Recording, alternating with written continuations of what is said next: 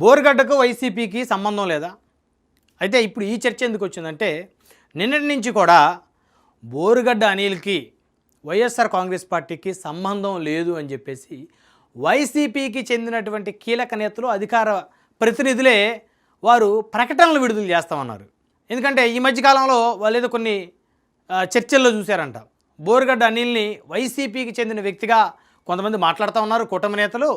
అది కరెక్ట్ కాదు, అతనికి మా పార్టీకి సంబంధం లేదు అని చెప్పేసి వైఎస్ఆర్ కాంగ్రెస్ పార్టీకి చెందినటువంటి కీలకమైనటువంటి నేతలందరూ కూడా వారు ప్రకటనలు విడుదల చేస్తూ ఉన్నారు. సోషల్ మీడియాలో అందరికీ కూడా మెసేజ్లు పంపుతూ ఉన్నారు. అయితే అసలు బోరుగడ్డ అనిల్కి వైసీపీకి సంబంధం లేదు అని చెప్పాల్సినటువంటి వ్యక్తి ఎవరు?